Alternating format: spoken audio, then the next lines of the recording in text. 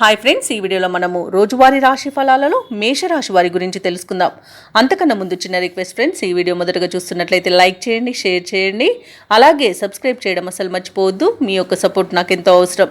ఇక మేషరాశి వారికి ఈరోజు చూసుకున్నట్లయితే దూర ప్రయాణాలలో మార్గ అవరోధాలను ఎదుర్కొంటారు. అలాగే చిన్న చిన్న వాహన ప్రమాద సూచనలు కూడా ఉన్నవి. ఇక ఆర్థిక పరంగా ఇబ్బందులు తప్పకపోవచ్చు. ఇక ఈరోజు వివాదాలకు దూరంగా ఉండడం మీకు ఎంతో మేలు చేస్తుంది. ఇక నూతన వ్యాపార విస్తరణ ప్రయత్నాలు ఎవరైతే వ్యాపారస్తులు చేస్తున్నారో అవి కాస్త మందగిస్తాయని చెప్పవచ్చు. బంధుమిత్రులతో మాట పట్టింపులు కలిగే అవకాశం ఉన్నందున కాస్త ప్రశాంతంగా ఉండడానికి ప్రయత్నించండి.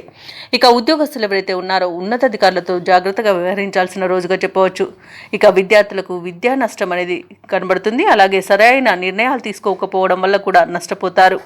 ఇక ఈరోజు ఆర్థిక పరిస్థితులలో మార్పుల వలన మీరు రుణాలు చేయవలసి వస్తుంది.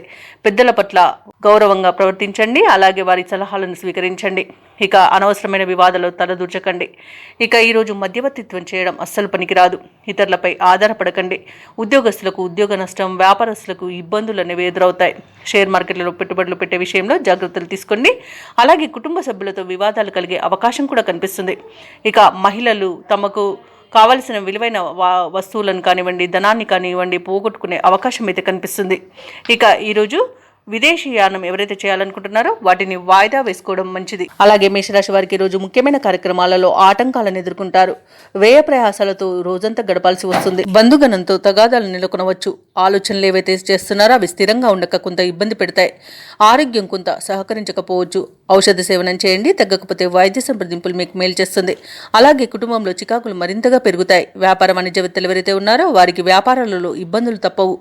ఇక ప్రభుత్వ ఉద్యోగస్తులు ఎవరైతే ఉన్నారో వారు పనులలో పని ఒత్తిడిని ఎదుర్కొంటారు. పారిశ్రామికవేత్తలకు, చిత్ర పరిశ్రమ వారికి విదేశీ పర్యటనలు వాయిదా పడతాయి. విద్యార్థులు అనుకున్నది సాధించేందుకు అవిశ్రాంతంగా పనిచేయాల్సి ఉంటుంది.